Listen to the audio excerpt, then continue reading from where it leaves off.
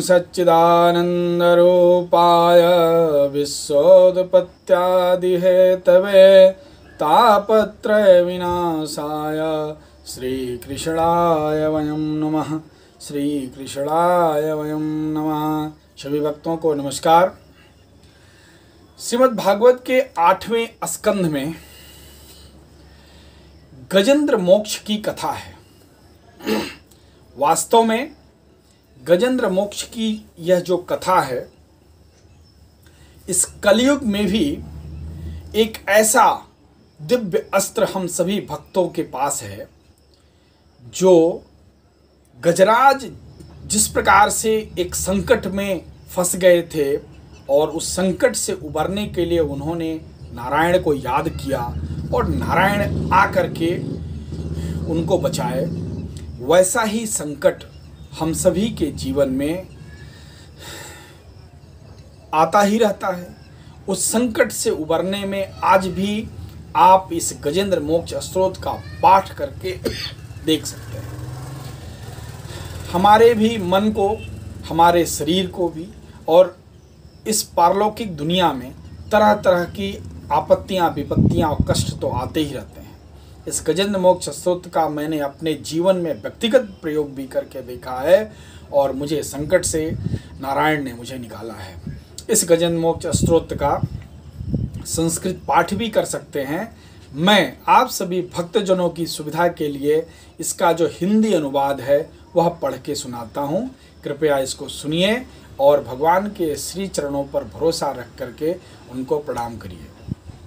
निश्चय करके तथा मन को हृदय प्रदेश में स्थिर करके वह गजराज अपने पूर्व जन्म में सीख कर कंठस्थ किए हुए सर्वश्रेष्ठ एवं बार बार दोहराने योग्य निम्नलिखित स्तोत्र का मन ही मन पाठ करने लगा, जिनके प्रवेश करने पर ये जड़ शरीर और मन आदि भी चेतन बन जाते हैं। ओम शब्द के द्वारा लक्षित तथा संपूर्ण शरीरों में प्रकृति एवं पुरुष रूप से प्रविष्ट हुए उन सर्वसमर्थ परमेश्वर को हम मन ही मन नमन करते हैं, जिनके सहारे यह विश्व टिका है, जिनसे यह निकला है, जिन्होंने इसकी रचना की है और जो स्वयं ही इसके रूप में प्रकट हैं, फिर भी जो इस दृश्य जगत से एवं उसकी कारणभूता प्रकृति से सर्वथा परे विलक्षण एवं श्रेष्ठ हैं। उन अपने आप बिना किसी कारण के बने हुए भगवान की मैं शरण लेता हूँ। अपनी संकल्प शक्ति के द्वारा अपने ही स्वरूप में रचे हुए और इसीलिए सृष्टि काल में प्रकट और प्रलय काल में उसी प्रकार अप्रकट रहने वाले इस शास्त्र प्रसिद्ध कार्य कारण रूप जगत को जो अकुंठित दृष्टि होने के कारण साक्षी रूप से देखते हैं, उनसे लिप्त नहीं होते। वे चक्षु आदि प्रकाशकों के भी परम प्रकाशक प्रभु मेरी रक्षा करें। समय के प्रवाह से संपूर्ण लोकों के एवं ब्रह्मादि लोकपालों के पंचभूतों में प्रवेश कर जाने पर तथा पंचभूतों से लेकर महत्व पर्यंत संपूर्ण कारणों के उनकी परम कारण रूपा प्रकृति में लीन हो जाने पर उस समय दुर्गेय तथा अपार अंधकार रूप प्रकृति ही बच रही थी। उस अंधकार के परे अपने परम धाम में जो सर्वव्यापक भगवान सब और प्रकाशित रहते हैं, वे प्रभु मेरी रक्षा करें। भिन्न भिन्न रूपों में नाट्य करने वाले अभिनेता के वास्तविक स्वरूप को जिस प्रकार साधारण दर्शक नहीं जान पाते, उसी प्रकार सत्य प्रधान देवता अथवा ऋषि भी जिनके स्वरूप को नहीं जानते, फिर दूसरा साधारण जीव तो कौन जान अथवा वर्णन कर सकता है। वे दुर्गम चरित्र वाले प्रभु मेरी रक्षा करें। आसक्ति से सर्वथा छूटे हुए संपूर्ण प्राणियों में आत्मबुद्धि रखने वाले, सबके अकारण हितु एवं अतिशय साधु स्वभाव मुनिगण, जिनके परम मंगलमय स्वरूप का साक्षात्कार करने की इच्छा से वन में रहकर अखंड ब्रह्मचर्य आदि अलौकिक व्रतों का पालन करते हैं, वे प्रभु ही मेरी गति हैं। जिनका हमारी तरह कर्मवश न तो जन्म होता है और न जिनके द्वारा अहंकार प्रेरित कर्म ही होते हैं, जिनके निर्गुण स्वरूप का न कोई नाम है न रूप है, फिर भी जो समयानुसार समय के सृष्टि एवं प्रलय के लिए स्वेच्छा से जन्म आदि को स्वीकार करते हैं, उन अनंत शक्ति संपन्न पर ब्रह्म परमेश्वर को नमस्कार है। उन प्राकृत आकार रहित एवं अनेकों आकार वाले अद्भुत कर्मा भगवान को बार बार नमस्कार है। स्वयं प्रकाश एवं सबके साक्षी परमात्मा को नमस्कार है। उन प्रभु को जो मन वाणी एवं चित्त वृत्तियों से भी सर्वथा परे हैं, बार बार नमस्कार है। विवेकी पुरुष के द्वारा सत्व गुण विशिष्ट निवृत्ति धर्म के आचरण से प्राप्त होने योग्य मोक्ष सुख के देने वाले तथा मोक्ष सुख की अनुभूति रूप प्रभु को नमस्कार है। सत्व गुण को स्वीकार करके, शांत रजोगुण को स्वीकार करके, घोर एवं तमोगुण को स्वीकार करके मूड से प्रतीत होने वाले भेद रहित अतएव एवं सदा संभाव से स्थित ज्ञान घन प्रभु को नमस्कार है। शरीर इंद्रिय आदि के समुदाय रूप संपूर्ण पिंडों के ज्ञाता, सबके स्वामी एवं साक्षी रूप आपको नमस्कार है। सबके अंतर्यामी, प्रकृति के भी परम कारण किंतु स्वयं कारण रहित प्रभु को नमस्कार है।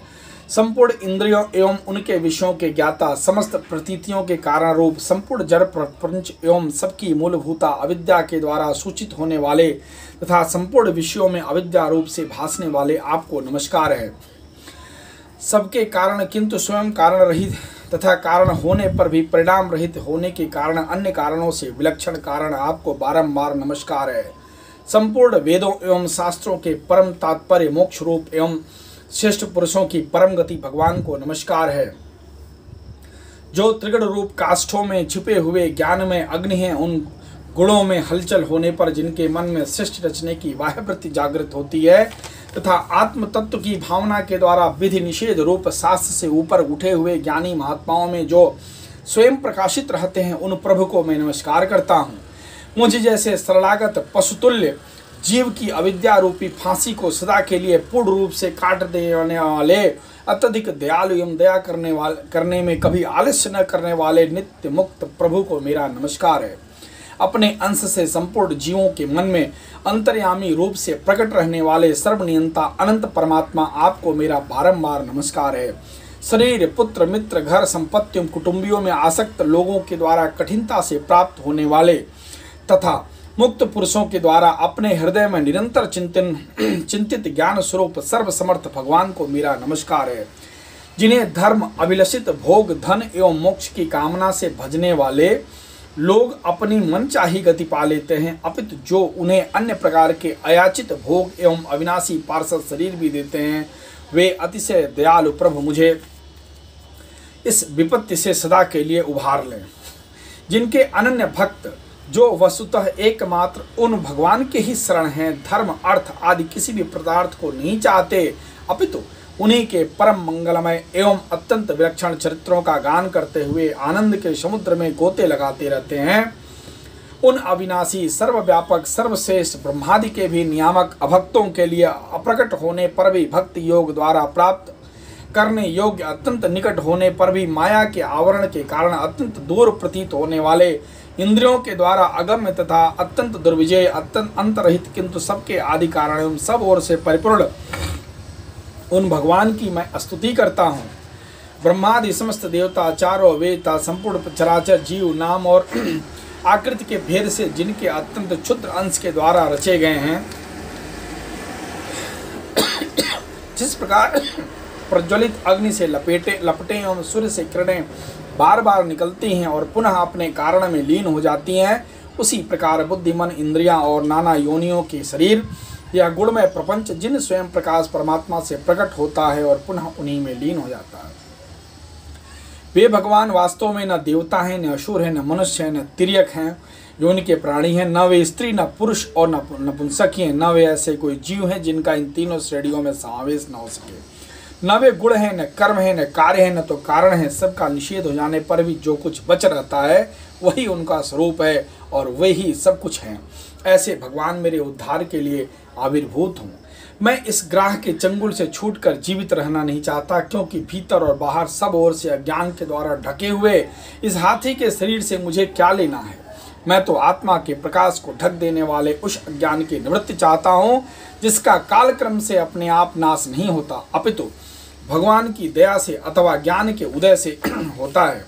इस प्रकार मोक्ष का अभिलाषी मैं, विश्व के रचयिता, स्वयं विश्व के रूप में प्रकट तथा विश्व से सर्वथा परे, विश्व को खिलौना बनाकर खेलने वाले, विश्व में आत्मा रूप से व्याप्त, अजन्मा, सर्वव्यापक एवं प्राप्त वस्तुओं में सर्वश्रेष्ठ श्री भगवान को केवल मैं प्रणाम ही करता हूँ, उनकी शरण में हूँ। जिन्होंने भगवत भक्ति रूप योग के द्वारा कर्मों को जला डाला है, वे योगी लोग उसी योग के द्वारा शुद्ध किए हुए अपने हृदय में जिन्हें प्रकट हुआ देखते हैं, उन योगेश्वर भगवान को मैं नमस्कार करता हूँ।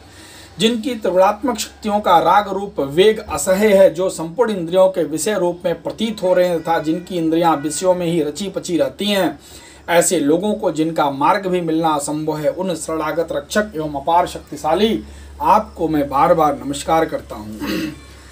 जिनकी अविद्या नामक शक्ति के कार्य रूप अहंकार से ढके हुए अपने स्वरूप को यह जीव जान नहीं पाता, उन अपार महिमा वाले भगवान की मैं शरण आया हूँ।